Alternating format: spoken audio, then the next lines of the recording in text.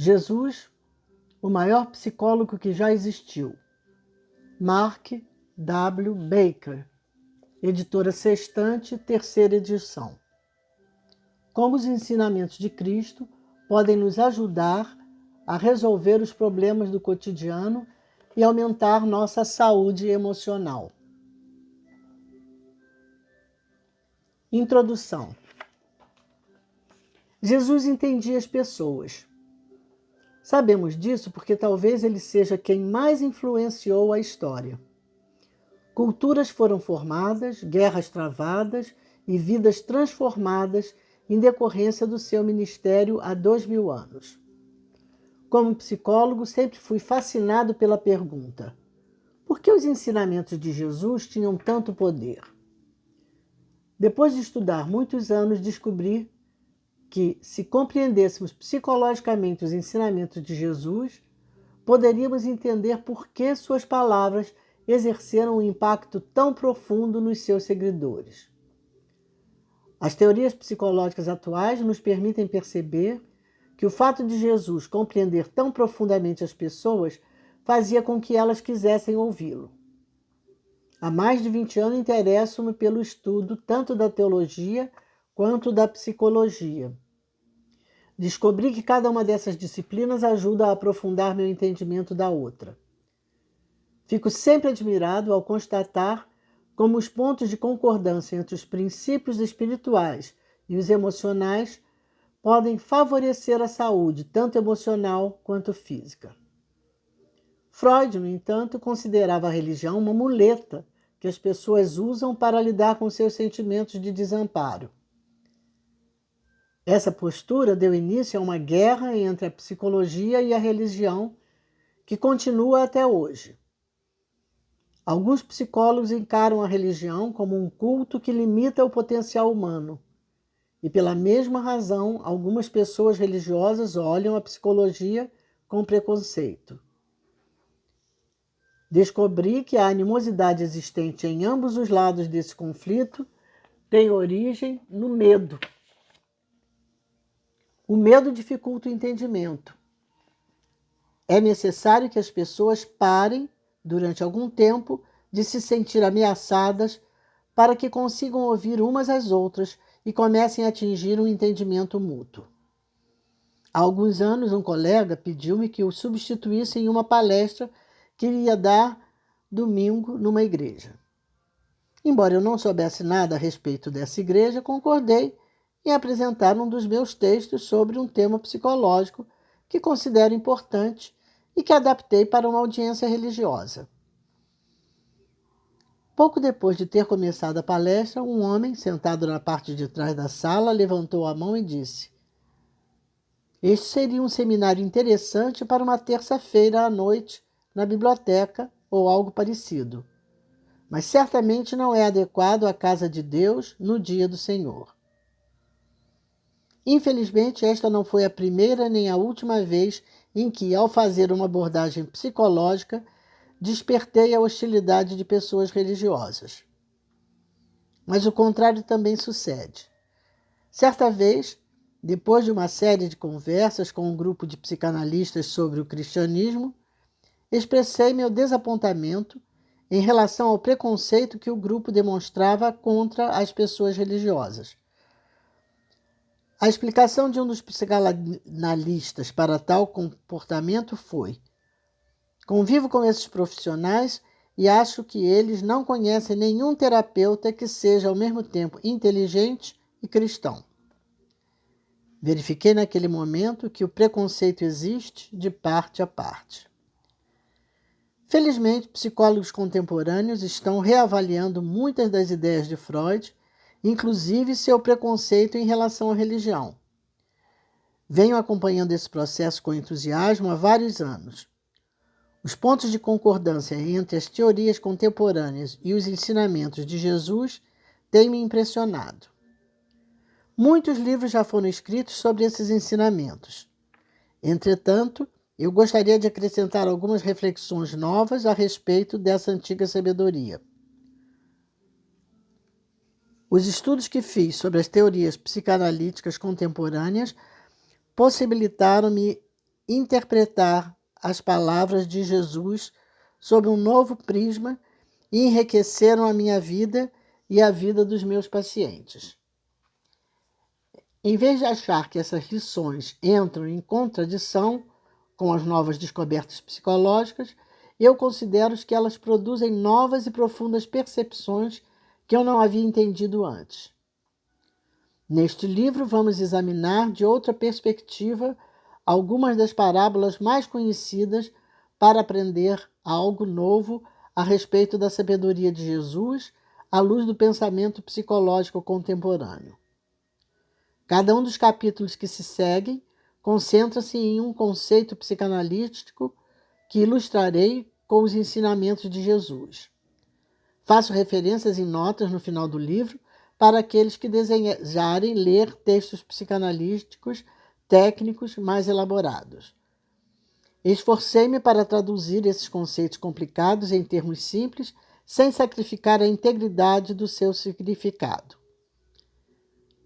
Acredito que muitos desses princípios espirituais tragam benefício em novas tentativas de encontrar o equilíbrio psicológico.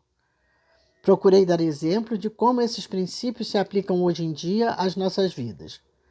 Os exemplos que usei foram extraídos das experiências de pessoas com quem trabalhei, que conheci ou a respeito de quem li. Por motivos confidenciais, cada exemplo é, na verdade, uma composição de várias histórias e não representa ninguém em particular. Independente das nossas crenças religiosas ou psicológicas, todos podemos nos beneficiar dessa eterna sabedoria. Primeira parte. Entendendo as pessoas, capítulo 1. Entendendo como as pessoas pensam.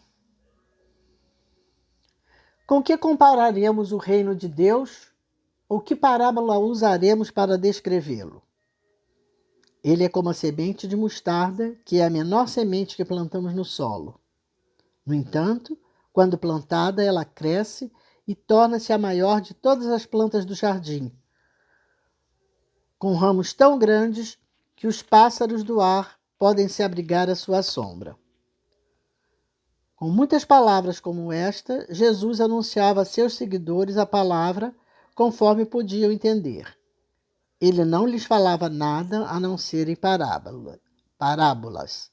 Marcos 4, 30 a 34. Jesus sabia que quase tudo o que fazemos na vida baseia-se simplesmente na fé. A maior parte das nossas decisões é tomada inicialmente em relação do que sentimos ou acreditamos. Só depois racionalizamos para justificar nossas escolhas. Jesus usava parábolas para nos obrigar a lidar com as nossas crenças e não com nossos raciocínios lógicos. A pessoa verdadeiramente sábia é sempre humilde. Jesus nunca escreveu um livro, sempre falou por meio de palavras e conduziu as pessoas à verdade através do seu exemplo vivo. Ele era confiante, sem ser arrogante, acreditava em valores absolutos, sem ser rígido, e tinha clareza sobre a sua própria identidade, sem julgar os outros. Jesus abordava as pessoas com técnicas psicológicas que estamos apenas começando a entender. Em vez de mostrar-se superior, dando palestras eruditas baseadas no seu conhecimento teológico, ele humildemente dizia o que queria através de simples histórias. Falava de um modo que levava as pessoas a ouvirem, porque sabia o que as fazia querer escutar. Jesus foi um poderoso comunicador, porque compreendia o que a psicologia está nos ensinando hoje, que baseamos a nossa vida mais no que acreditamos do que no que sabemos. Suas críticas mais severas eram dirigidas aos professores de religião, embora fosse um deles. Jesus não os censurava pelo conhecimento que possuíam, mas pela arrogância que demonstravam. Para ele era claro que, quanto mais aprendemos, mais deveríamos perceber que existem muitas coisas que ainda não sabemos. A arrogância é sinal de insegurança. Jesus entendia que as ideias humanas nunca expressam totalmente a realidade, e seu estilo de ensinar sempre levou esse fato em consideração. Acredito que, se desejarmos ser comunicadores mais eficazes, precisamos aprender o que Jesus sabia a respeito da relação entre o conhecimento e a humildade. Os grandes pensadores são sempre humildes. Eles compreendem que a vida está mais ligada à fé do que ao conhecimento.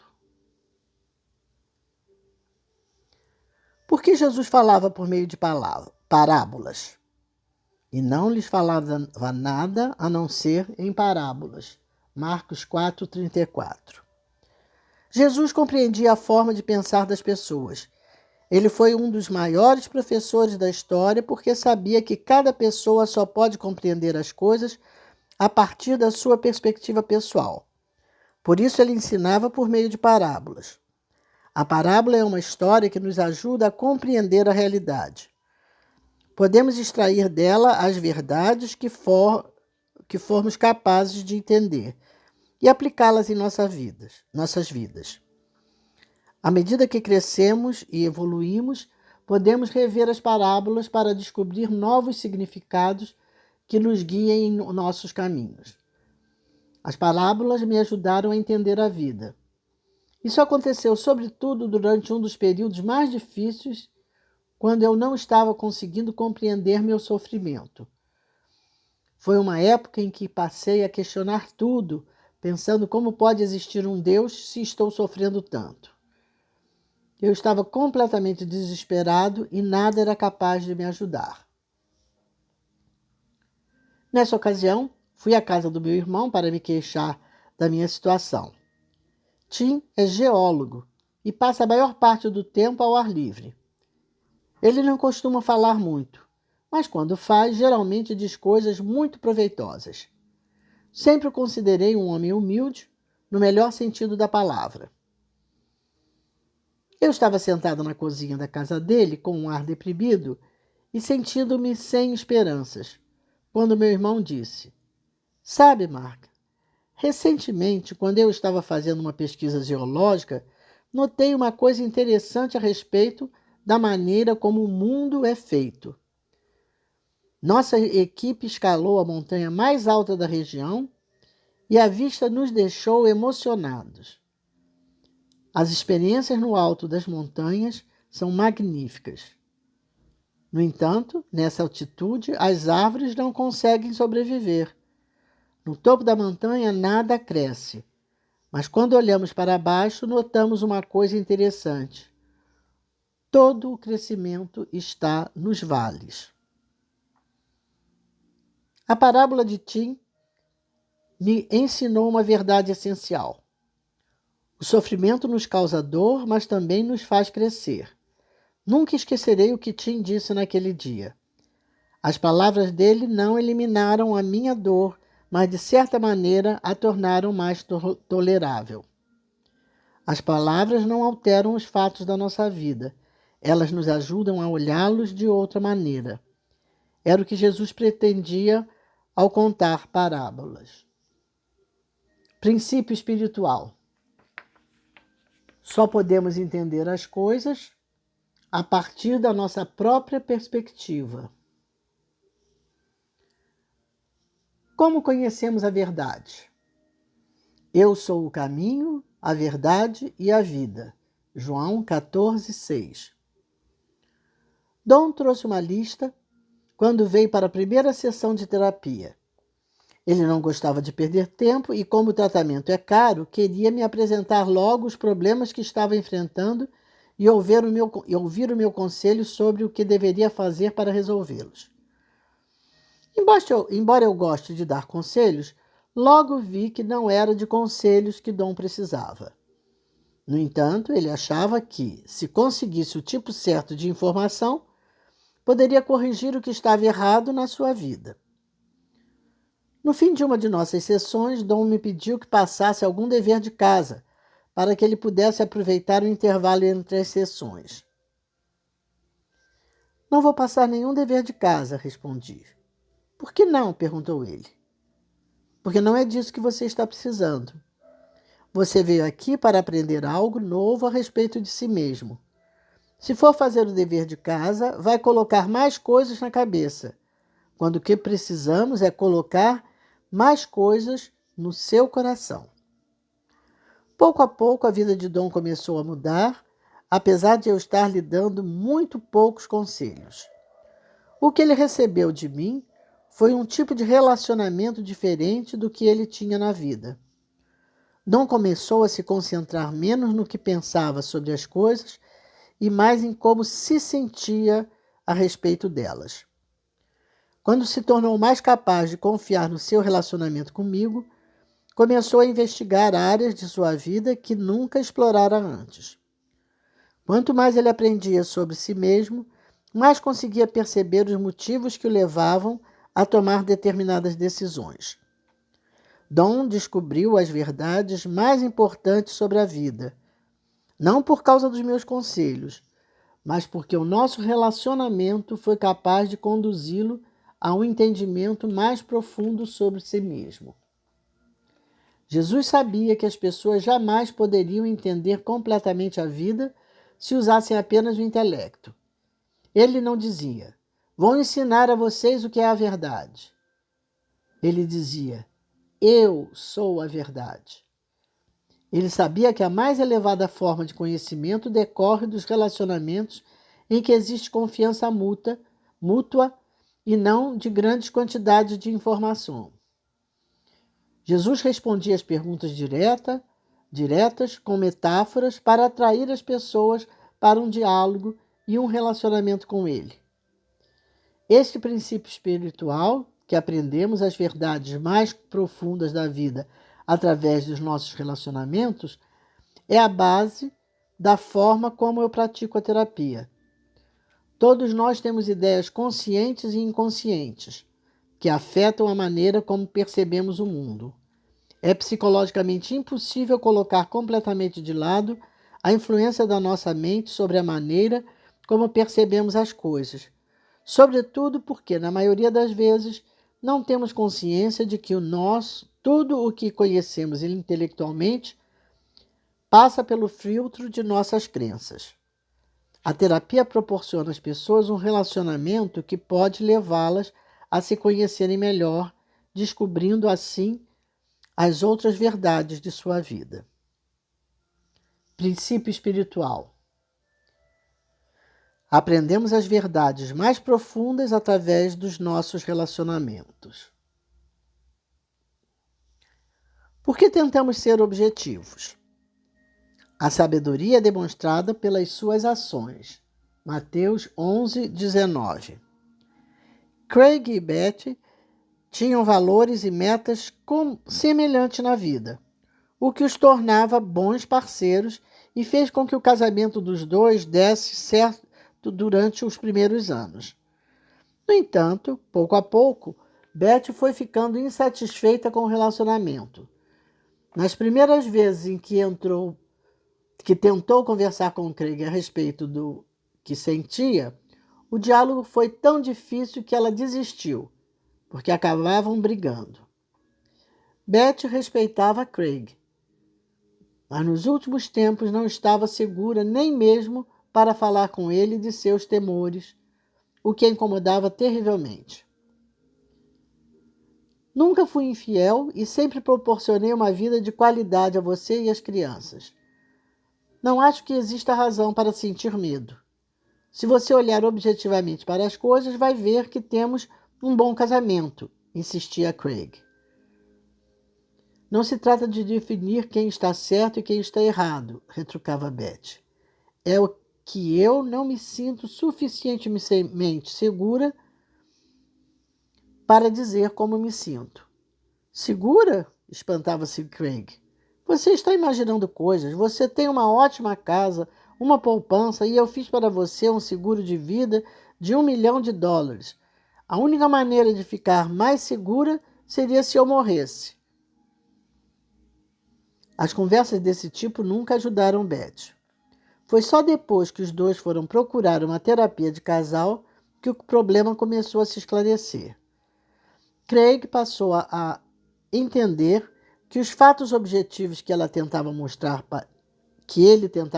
para a esposa não a estavam ajudando. Ele queria apenas que ele compreendesse que ela sentia medo e precisava de apoio. Ela queria apenas que ele compreendesse que ela sentia medo e precisava de apoio. Ela não esperava que ele eliminasse seus temores. Queria só compartilhar seus sentimentos na esperança de se sentir mais perto dele. Craig se sentia muito melhor examinando os fatos, mas percebeu que essa sua atitude não melhorava a situação, pois Beth precisava que ele a escutasse e entendesse e respondesse com compaixão. Existem momentos em que a objetividade não faz entender a essência da questão. Quando Craig tornou-se consciente do que estava acontecendo, foi capaz de ajudar Beth. As pessoas valorizam demais a objetividade.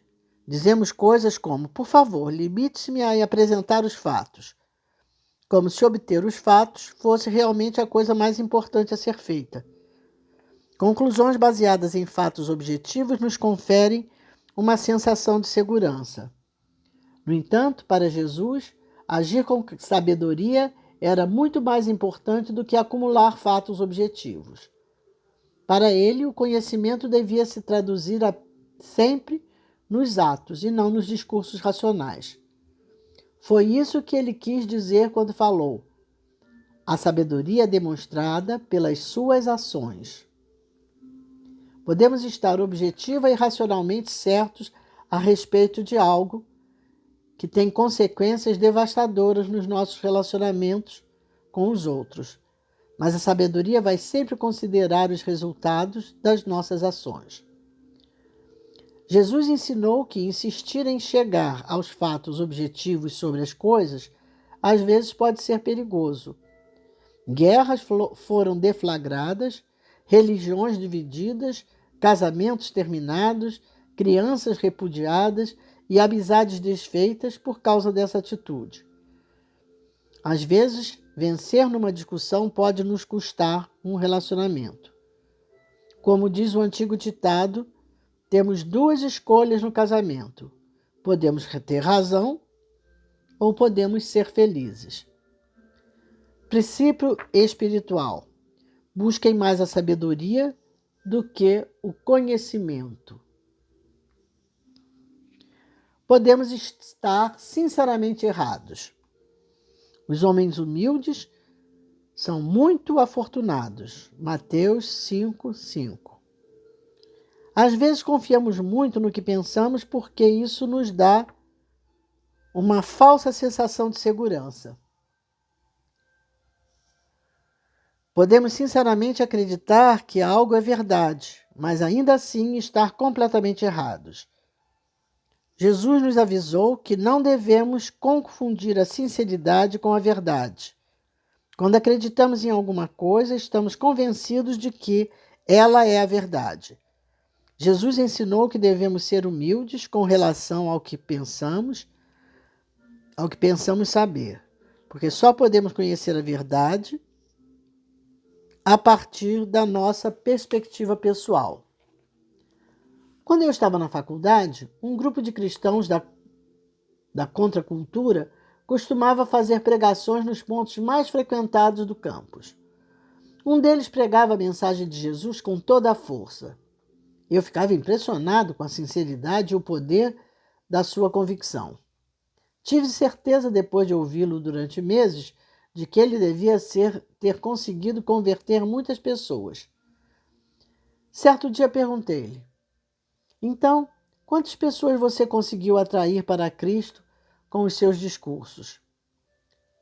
Para minha surpresa, a resposta foi: na verdade, nenhuma, mas isso não importa. É a nossa missão. Ele tinha a firme convicção de estar fazendo a coisa certa. O resultado não era tão importante quanto a sinceridade com a qual ele executava a tarefa. Nunca duvidei da sua autenticidade, mas questionei se o simples fato de ser sincero fazia com que estivesse certo. Na verdade, eu conhecia dezenas de alunos da faculdade que ficavam irritados com os sermões e se afastavam daquele Deus sobre o qual ele estava pregando, porque não queriam aproximar-se de alguém que parecia não lhes dar importância. Esse pregador ignorava uma importante verdade que Jesus exercitava: ser ao mesmo tempo fortemente convicto e bastante flexível requer uma grande força de caráter. As pessoas maduras conseguem ser corajosas o suficiente para comprometerem com a verdade, permanecendo abertas à possibilidade de estarem erradas com relação à maneira como a percebem. É assim que o conhecimento e a humildade se relacionam. Jesus disse: os homens humildes são muito afortunados, porque a pessoa rígida é a que mais sofre com sua rigidez. Ele sabia que pretender ser dono da verdade pode ter efeitos profundamente negativos, porque, apesar das nossas boas intenções, podemos estar sinceramente errados. Princípio espiritual: não confundam a sinceridade com a verdade. Vocês podem estar sinceramente errados. Não condene o que você não entende. Não condeneis e não sereis condenados. Lucas 6:37. Conheço uma antiga história a respeito de 3 cegos que encontraram um elefante. Quando lhes foi pedido que descrevessem o animal, cada um disse uma coisa diferente. Um afirmou que o elefante era como uma grande mangueira. O segundo, que ele parecia um cabo de vassoura. E o terceiro, que ele se assemelhava ao tronco de uma árvore. Cada um descreveu o animal a partir das suas perspectivas. Nenhum deles estava certo ou errado. Todos estavam expondo o seu ponto de vista pessoal. Somos humildes quando percebemos que somos como os cegos, limitados na nossa capacidade de perceber as coisas que estão bem diante de nós. Luke e Anne procuraram uma terapia de casal porque haviam chegado a um impasse no seu relacionamento. Anne era uma pessoa muito espontânea que expressava seus sentimentos mais profundos com facilidade. Luke era um homem de negócios bem-sucedido e muito racional, que se preocupava com a família, sendo marido e pai dedicado. O maior problema que enfrentamos na terapia foi a dificuldade que Luke tinha com Anne por considerá-la excessivamente emocional. Todas as vezes que discutiam, ela chorava ou se magoava, e Luke ficava furioso, queixando-se de que ela se recusava a ser racional com relação às coisas. Quando procurava a terapia, o relacionamento os havia colocado em 2 extremos. Luke era o frio e racional, e Anne a excessivamente emocional. Luke tinha sido criado para fazer sempre a coisa correta, independentemente de como se sentisse com relação a ela. Estar certo vinha em primeiro lugar. Os sentimentos eram, de certa forma, ignorados ou negados. Ser confiável era importante. Os sentimentos só serviam para atrapalhar. Como Anne expressava seus sentimentos com muita facilidade, Luke frequentemente ficava confuso. Chegou a temer os sentimentos de Anne, porque não sabia como reagir para ajudá-la. Temos medo daquilo que não conhecemos. Oh, não, lá vai você de novo, queixava-se ele sempre que ela expressava como se sentia com relação às coisas. As emoções intensas assustavam Luke e por isso ele criticava as pessoas que as demonstravam. Não dou a mínima com relação a como você se sente a respeito do assunto. Vá simplesmente em frente, dizia ele. É claro que essa atitude só reforçava o comportamento emocional de Anne, piorando a situação. As coisas começaram a melhorar quando Luke entendeu que reagia negativamente aos sentimentos de Anne por não entendê-los. Ele passou a compreender que os seus sentimentos não são tão bons nem maus. São apenas outra forma de informações necessárias para que o casamento dê certo. Talvez Luke pudesse se beneficiar tentando entender como Anne se sentia. Ele contribuiu para a harmonia conjugal quando deixou de achar que a mulher era emocional demais e começou a procurar ver as coisas a partir da perspectiva dela. A atitude dele, ajudou Anne a parar de se condenar por ter reações emocionais muito intensas diante das coisas.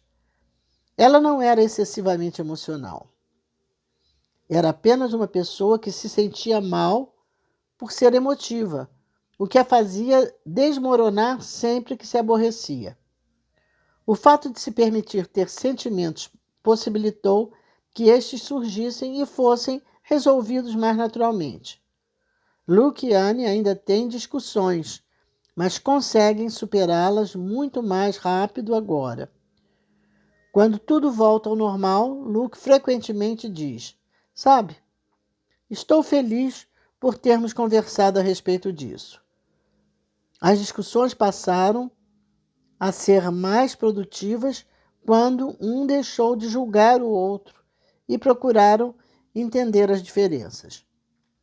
Jesus nos advertiu das armadilhas que encontramos ao julgar os outros.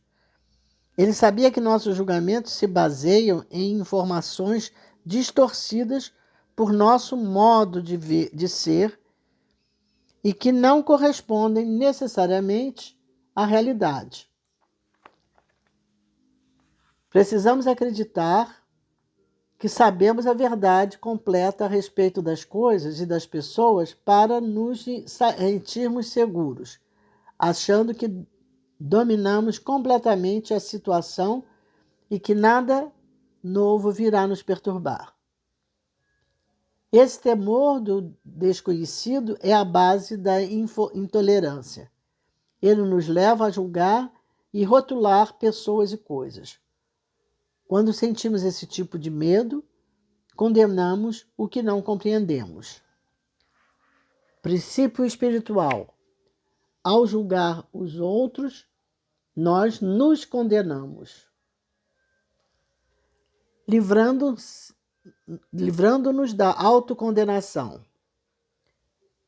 Deus não enviou seu Filho ao mundo para condenar o mundo. João 3,17. Kirsten começou a se tratar comigo porque estava sabotando a sua carreira e não conseguia entender por quê. Ela tinha conseguido chegar ao topo da organização e agora não conseguia trabalhar. Ficava paralisada devido ao crescente pânico de ser demitida. Estava quase incapacitada por sentimentos de insegurança. Foram necessários vários meses, mas finalmente conseguimos entender em parte por que ela estava arruinando seu sucesso. Kirsten não se sentia orgulhosa por causa das suas realizações. Na verdade, ela não sentia nenhum orgulho de si mesma. Sua autoestima era baixíssima e ela tentava compensar este sentimento com o sucesso empresarial e a riqueza material. Procurava parecer boa externamente, porque acreditava que era má por dentro. Estava nas garras da autocomiseração, da autocondenação. Kirsten passou a infância tendo que lidar com sua mãe alcoólatra e tentando esconder do mundo a vergonha que sentia. Vivia quase o tempo todo assustada ou envergonhada. A experiência foi traumatizante demais. E apesar de a mãe ter parado de beber quando Kirsten era adolescente, ficaram marcas profundas. Ela achava que sentia ódio de si mesma devido à maneira como se sentia com relação à mãe. Acontece que não era a si mesma que ela odiava, e sim a mãe. Apesar dos dos horrores e humilhações por que passara quando criança, Kirsten jamais se permitira sentir raiva da mãe. Era como se tivesse o dever de enfrentar os problemas e fazer as coisas parecerem normais. Mas a verdade é que ela sempre se culpara pelos fracassos da mãe. Acreditava que se tivesse sido uma criança melhor, sua mãe não teria precisado beber. E acabou acreditando que não merecia que a mãe se esforçasse para cuidar dela. Enquanto condenou-se por causa de sua infância miserável, Kirsten teve a certeza de não merecer ter sucesso na vida. Quando Kirsten começou a perceber o que estava acontecendo, as coisas mudaram. Quando se condenava, era como se o fracasso na vida fosse inevitável. Acreditou que nunca teria sucesso e ponto final. Quando tomou consciência de que nunca terei sucesso, não era um fato real, mas apenas uma crença criada por uma experiência de vida. Começou a melhorar. Os fatos não mudam, mas as crenças sim. Agora ela sabe que acreditou no seu fracasso durante anos e que as convicções podem mudar. Está criando novas ideias a respeito de si mesma e passando pelo processo de perdoar a mãe pelo que ocorreu na infância. Mas para isso foi necessário que ela tomasse consciência do ódio que sentia pela mãe. Jesus sabia que as pessoas não são salvas ou destruídas com base no que acreditam. E a autocondenação é uma dessas crenças destrutivas. Kirsten passou a esforçar-se para sair dessa situação causada pela força de sua crença. A parte mais difícil da terapia foi fazê-la descobrir que ela se condenava e se sabotava não por fatos reais, mas por causa do que acreditava ser verdadeiro a seu respeito. Quando ela percebeu isso, sua capacidade de mudar manifestou-se muito mais rápido. Todo mundo sente-se mal às vezes com relação a coisas que fez, mas algumas pessoas sentem-se mal a respeito de quem são. Elas se condenam e se tornam autodestrutivas se não descobrirem como mudar suas convicções com relação a si mesmas. Apresentar-lhes fatos raramente muda a atitude de autocondenação. Jesus ensinou que as crenças são modificadas pela fé e não pelos fatos. Ele não veio ao mundo para condená-lo. Ele não queria que as pessoas se sentissem mal a respeito de si mesmas. Em vez disso, desejava que elas se sentissem amadas por Deus. Jesus sabia que é saudável nos sentirmos às vezes culpados para podermos reparar nossas faltas e aprender com elas, mas que a autocondenação resulta na crença de que sermos maus é um fato absoluto que não pode ser mudado.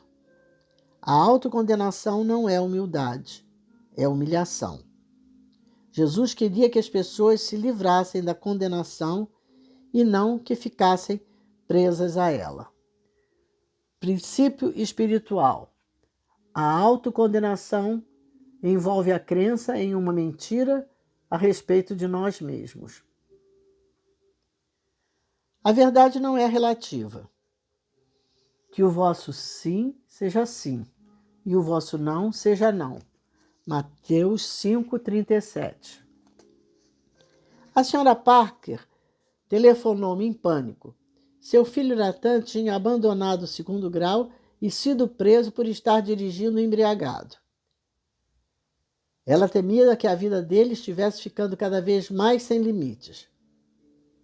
Após alguns minutos de conversa, convidei a família inteira para fazer terapia. O senhor e a senhora Parker tinham uma única diretriz com relação a Nathan. Só queremos que ele seja feliz.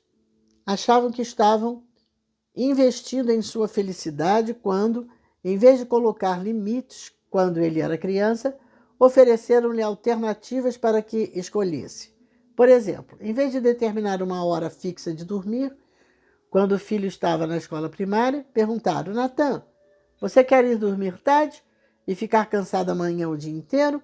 Ou prefere dormir agora e se sentir descansado e bem disposto quando acordar? É claro que Nathan preferia ir dormir tarde, o que fazia com que estivesse frequentemente cansado quando criança. O casal não queria ser autoritário com Nathan, de modo que tentaram ensinar que tudo tem consequências dependendo das escolhas que fazemos. Mas na época, Nathan não tinha maturidade para entender isso, e essa atitude dos pais o deixava inseguro, achando que eles não sabiam o que fazer e por isso estavam sempre lhe perguntando o que ele preferia. A vida de Nathan ficou descontrolada porque lhe deram uma responsabilidade que ele não era capaz de assumir. Quando temos 7 anos e acreditamos que ninguém dirige o universo, chegaremos à conclusão de que nada importa. Para Nathan, a verdade era relativa e a realidade era como a criávamos. Na verdade, Nathan precisava que seus pais soubessem das coisas. Como criança, ele precisava que eles estabelecessem limites, fazendo-o sentir-se seguro e que dessem respostas diretas às suas perguntas. Obrigar uma criança, cedo demais, a decidir por si mesma pode ter consequências negativas. Nathan necessitava aprender que a verdade não é relativa, mesmo que cada um de nós a veja a partir de sua própria perspectiva pessoal. A vida ainda é bem difícil para a família Parker, mas está melhorando. O senhor e a senhora Parker admitiram que desejam outras coisas para Nathan além das que lhe transmitiram. Eles querem que o filho seja respeitoso, responsável e uma companhia agradável. Eles sempre desejaram isso, mas achavam que impor seus desejos ao filho prejudicaria a felicidade dele. No entanto, à medida que os pais são mais claros com relação ao que querem dele, Nathan está se tornando um rapaz mais feliz. Respeitar o ponto de vista de uns dos outros não significa que tudo é relativo. Acreditar que a verdade é relativa e que nada realmente importa é exatamente o oposto do que Jesus ensinou. Mas tudo é importante. O que ocorre é que, apesar de a verdade ser absoluta, nós a percebemos de forma relativa. Foi por isso que Jesus disse: Eu sou a verdade. João 14,6. Ele sabia que não compreendemos objetivamente as verdades mais profundas da vida, nós nos aproximamos delas. Sempre interpretamos o que percebemos, o que significa que nunca somos realmente objetivos a respeito de nada. Acreditar que a verdade é relativa significa afirmar que não existe uma verdade objetiva, de modo que cada um pode fazer o que quiser. Jesus ensinava a fazer do nosso sim um sim, porque queria que fôssemos pessoas de convicção. Princípio espiritual: acreditem na verdade com convicção. Aproximem-se dela com humildade. Humildade não é passividade. Se alguém te ferir na face direita, oferece também a outra. Mateus 5,39. Frequentemente dizemos que as pessoas passivas são humildes. É uma maneira de encontrar algo amável para se referir a pessoas que consideramos bastante incapazes. Raramente admiramos a humildade, porque a consideramos como o oposto da agressividade que associamos ao sucesso. Jesus, no entanto, tinha uma visão diferente da humildade. Ele disse: agora que eu, vosso Senhor e Mestre, vos lavei os pés, também vós deveis lavar os pés uns dos outros. João 13,14. Jesus não se fez de humilde na presença de outros porque possuía uma baixa autoestima. Ele escolheu servir seus apóstolos porque tinha consciência de quem era. Jesus era suficientemente confiante para assumir o papel de servidor. Ele sabia que o status e o poder não tornam uma pessoa importante. O que faz uma pessoa ser importante é sua capacidade de servir os outros. A verdadeira humildade exige confiança em si mesmo. Para ser humilde, você precisa saber quem é e escolher servir os outros. Não se trata da modéstia causada pela insegurança. Dar importância a outra pessoa sem nos considerarmos diminuídos é a verdadeira humildade. Uma das minhas alegrias quando criança era jogar dominó com o meu avô. Ele levava o jogo muito a sério. Fora criado em uma pequena cidade do Arkansas, onde a habilidade de um homem no dominó garantia sua reputação num raio de vários quilômetros. Um dia, na tentativa de ganhar a partida, agi impulsivamente, procurando ver as peças do meu avô. A forma que o menino de 10 anos, que eu era, encontrou foi me inclinando para a frente e começando a derrubar todas as peças do jogo. Instintivamente, meu avô se levantou da cadeira, horrorizado com o que eu estava fazendo. Quase ofegante e tenso, começou a retirar-se, mas parou no meio do caminho. Com a mesma rapidez com que se erguera, inverteu o movimento e lentamente voltou a se sentar, com um sorriso de quem sabe das coisas. Pediu-me para ajudá-lo a recolher as peças, a fim de retornarmos o jogo. Na hora, achei que comportamento estranho, e só muito mais tarde vim a entender o que ele significava. Embora eu tivesse lutado para chegar aonde estava na vida, meu avô sabia que ganhar não era tudo.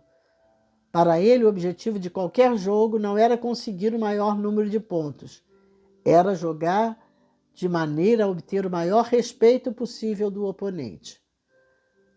Lembro daquele jogo de dominó com o meu avô, porque ele se tornou um símbolo do nosso relacionamento. O importante para ele não era parecer capaz. Ao contrário, era fazer com que eu me sentisse capaz. Ele deixou de brigar comigo quando derrubei as peças do jogo. Não porque fosse passivo, mas para me ensinar algo a respeito da humildade. Foram necessários muitos eventos desse tipo na minha vida para que eu pudesse entender isso. Mas meu avô ensinou-me de uma forma muito poderosa o que é a humildade. Ele a praticou concretamente. Ser uma pessoa passiva é recusar-se a ter uma atitude por causa do medo. Ser humilde é ter uma atitude devido ao amor. Foi isso que Jesus quis dizer quando falou: se alguém te ferir na face direita, oferece também a outra. Ele não disse: se alguém te ferir na face direita, dá meia volta e afasta-te. Jesus queria que as pessoas tomassem uma posição firme e tivessem uma atitude digna. O que ele estava transmitindo é que o amor é mais forte do que o ódio. Se as pessoas atacarem você por ódio, procure amá-las até a morte. Jesus viveu esse preceito literalmente na sua vida. Ele preferiu uma vida mais curta, repleta de humildade e amor, do que uma existência mais longa, cheia de medo e passividade. Princípio espiritual: a humildade é a força sob controle. Por que os terapeutas precisam ser humildes? Abençoados os pobres de espírito, porque deles é o reino dos céus. Elaine era uma mulher tímida que procurou psicoterapia por causa de constantes relacionamentos fracassados. À medida que o tempo passava, foi ficando cada vez mais difícil encerrarmos nossas sessões na hora. Era como se algo importante fosse surgir nos últimos minutos de quase todas as sessões. E Elaine rompia em lágrimas e expressava sentimentos sofridos, o que tornava difícil para nós dois concluir as sessões. No início pensei que talvez as sessões de 45 minutos não fossem longas o suficiente para ela. Parecia que nossas conversas faziam um poço de emoções que havia dentro de Elaine entrar em erupção.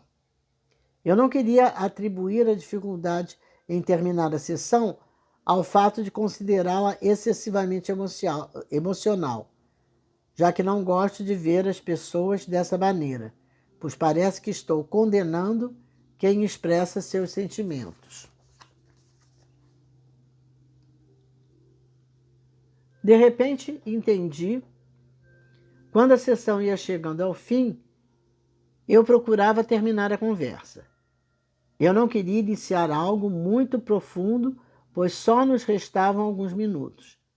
Sem perceber, eu estava sutilmente cortando Elaine.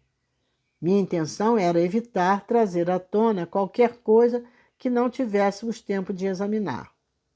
Para Elaine, eu a estava rejeitando, como se dissesse que não queria mais ouvir o que ela estava sentindo.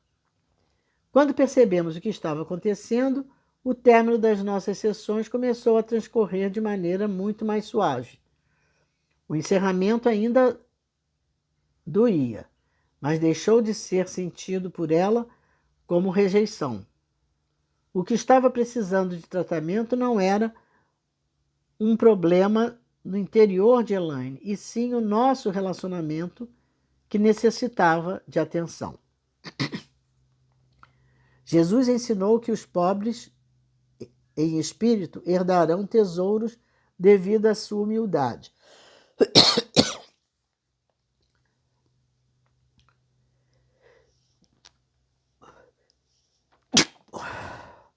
Os terapeutas precisam ser humildes a fim de receber os tesouros que aparecem a partir de um bom relacionamento com os pacientes.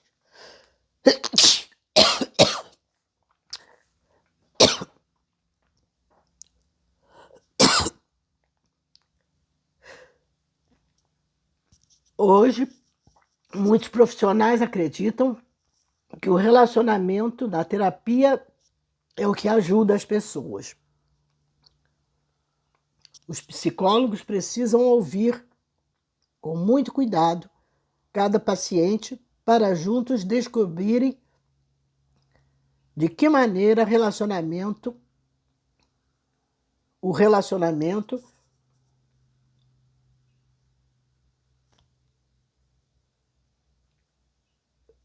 precisam descobrir.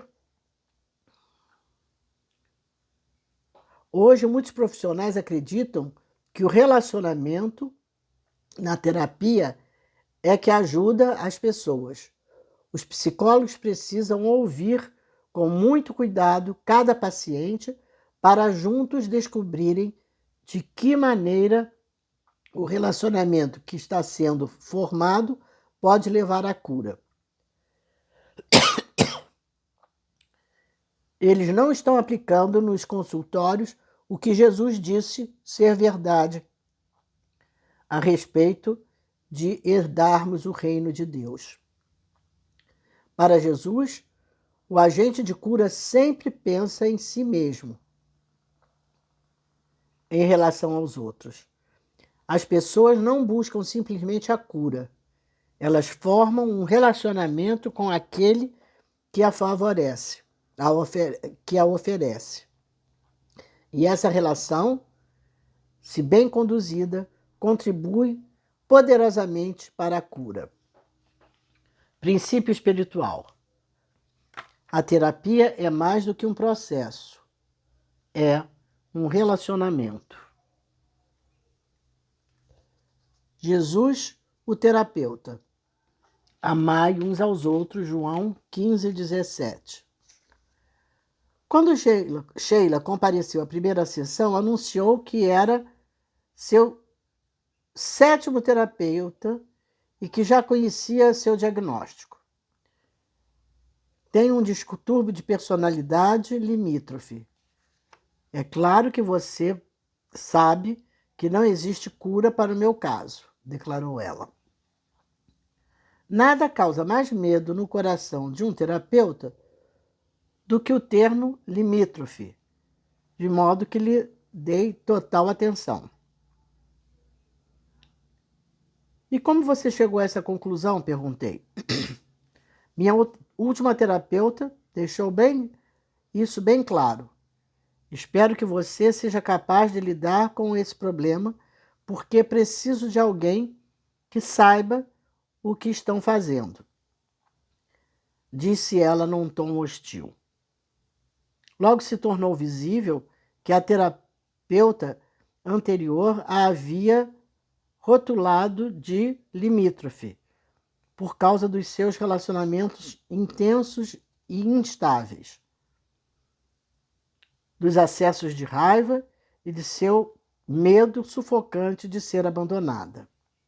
De fato, seus sintomas podiam levar a esse diagnóstico, que é um distúrbio difícil de ser tratado, pois os terapeutas sofrem agressões intensas dos pacientes durante o tratamento. À medida que o tempo foi passando, ficou óbvio que Sheila receava muito que eu a rejeitasse, e por isso se empenhava desesperadamente para que eu a levasse a sério e me envolvesse com seu tratamento. As ameaças de suicídio, os telefonemas de emergência às 3 horas da manhã, as ligações sexuais com desconhecidos e as violentas explosões emocionantes no meu consultório tinham a intenção de intensificar o nosso relacionamento, porque ela vivia sob a constante ameaça de que ele poderia terminar a qualquer momento. Pude perceber que diagnosticar Sheila como um caso de distúrbio de personalidade limítrofe havia se tornado parte do problema. Se ambos estávamos esperando que Sheila agisse de um modo agradável, devido à sua deficiência, seria esse o comportamento que ela manifestaria. Sheila não estava sofrendo de uma grave patologia inata que forçava a autodestruição. Ela não estava sofrendo de uma raiva patológica inata que a forçava à autodestruição. Era uma pessoa que estava desesperadamente tentando salvar a si mesma e o seu relacionamento comigo. Ela não estava tentando ser destrutiva, assim como a pessoa que está se afogando não está tentando matar aquele que vem em seu socorro. O salva-vidas experiente sabe que as pessoas fazem qualquer coisa para se salvar, até mesmo arrastar o salva-vidas para o fundo, Pessoas desesperadas fazem coisas desesperadas. Assim que percebi que Sheila não estava lutando comigo, mas lutando para salvar a si mesma no nosso relacionamento, as lutas de poder entre nós começaram a diminuir. Concentrei-me, então, em corresponder às suas tentativas desesperadas de relacionar-se comigo. Às vezes ainda é difícil conviver com Sheila, mas o comportamento agressivo, tão comum há alguns anos, melhorou. O diagnóstico inicialmente tornou-se menos importante, porque ela se sente genuinamente ligada a mim e a outras pessoas. Hoje ela valoriza o fato de ser amada. Em seus ensinamentos, Jesus dizia que, em vez de nos basearmos no dogma, devíamos nos apoiar uns em um relacionamento amoroso com Deus. A chave não é para estarmos certos com relação às coisas, e sim desenvolver um bom relacionamento.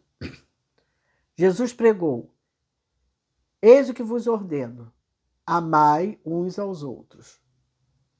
O amor é a substância que faz os seres humanos formarem com os outros unidades indivisíveis.